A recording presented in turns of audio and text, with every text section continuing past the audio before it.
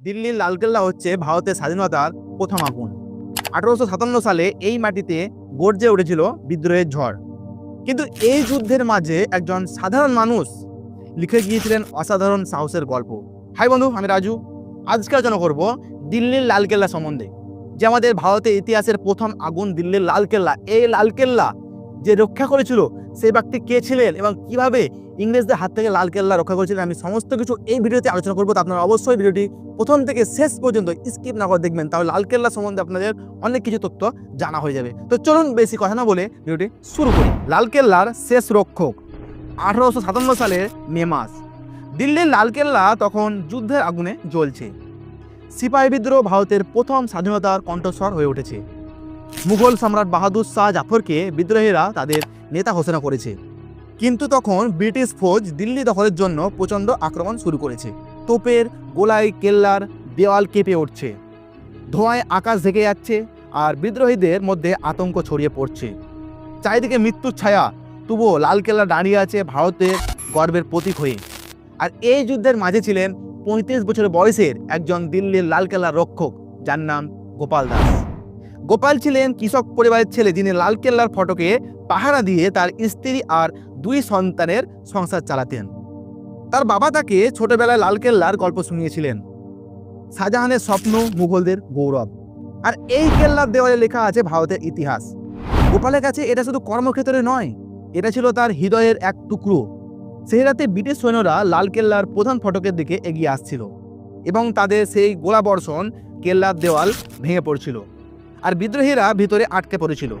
গোপাল লক্ষ্য করলেন কেল্লার একটি গোপন সুড়ঙ্গের প্রবেশ পথ ব্রিটিশদের নজরে পড়ে গেছে, আর এই সুড়ঙ্গ ছিল বিদ্রোহীদের শেষ আশা। আর এর মাধ্যমে বাহাদুর শাহ জাফরের পরিবারের কিছু সদস্য এবং অনেক বিদ্রোহী পালিয়ে প্রাণ বাঁচাতে পারত, কিন্তু খোলা দরজা দিয়ে ব্রিটিশরা যে কোনো মুহূর্তে ঢুকে পড়তে পারত, আর তাহলেই সব শেষ। এবং এই দৃশ্য দেখে গোপালের হৃদয় একদম কেঁপে উঠল।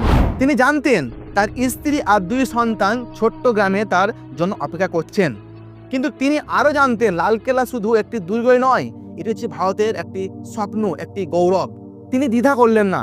চারিদিকে তোপের গর্জন, তালোয়ারের ঝনঝনানি আর ধোঁয়ার মাঝে গোপাল ছুটে গেলেন সুড়ঙ্গের দিকে। তার চোখ জ্বলছিল ধোঁয়ায় এবং হাত কাঁপছিল ভয়ে, কিন্তু মন ছিল অটল।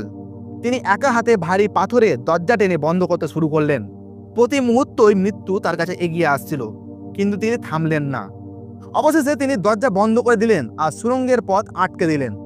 আর এই সাহসের ফলে বিদ্রোহী এবং সম্রাটের পরিবার সদস্যরা সুড়ঙ্গ দিয়ে পালিয়ে প্রাণ বাঁচালেন। কিন্তু গোপালের নিজের ভাগ্য অন্যরকম ছিল। দরজা বন্ধ করার পর তিনি ব্রিটিশ সেনাদের হাতে ধরা পড়লেন। গোপালকে ধরে নিয়ে গিয়ে গোপালের উপর অনেক নির্যাতন করলেন এবং এই সুড়ঙ্গের তথ্য জানতে চাইলেন। গোপালের শরীরে অসহ্য যন্ত্রণা হচ্ছিল, কিন্তু তার মুখ থেকে একটু কথা বের হলো না।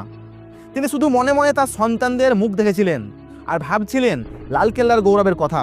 গোপাল দাসের নাম ইতিহাসের বইয়ে বড় করে লেখা হয়নি, কিন্তু দিল্লির গল্পকথায় তিনি লালকেল্লার শেষ রক্ষক হয়ে রইলেন। আর আজও যখন লালকেল্লার দেওয়ালে সূর্যোদয়ের আলো পড়ে, তখন মনে হয় গোপালের আত্মা পাহারা দিচ্ছে, যেন এই ঐতিহাসিক প্রতীক চিরকাল ভারতের স্বপ্নকে জাগিয়ে রাখে। তো ভিউয়ার্স, আজকে ভিডিও এতটাই। আজকে ছোট্ট একটা ভিডিও ছিল লালকেল্লা সম্বন্ধে। তো লালকেল্লার রক্ষক কে ছিলেন সব কিছু বলে দিলাম। আর যদি ভিডিওটি দেখার পর ভালো লাগে একটা লাইক করবেন, আর এখন পর্যন্ত যারা চ্যানেলটি সাবস্ক্রাইব করেননি তারা অবশ্যই সাবস্ক্রাইব করে নেবেন। আর আপনাদের যদি কোনো মতামত থাকে, কোনো প্রশ্ন, কোনো কিছু জানার থাকে, অবশ্যই কমেন্ট করে জানাবেন এবং কোন ধরনের ভিডিও চাইছেন আমাকে কমেন্ট করবেন, দেওয়ার চেষ্টা করব। আবার দেখা হচ্ছে আপনার সঙ্গে পরবর্তী ভিডিওতে। ততক্ষণ টাটা, ভালো থাকবেন, সুস্থ থাকবেন এবং নিজের খেয়াল রাখবেন।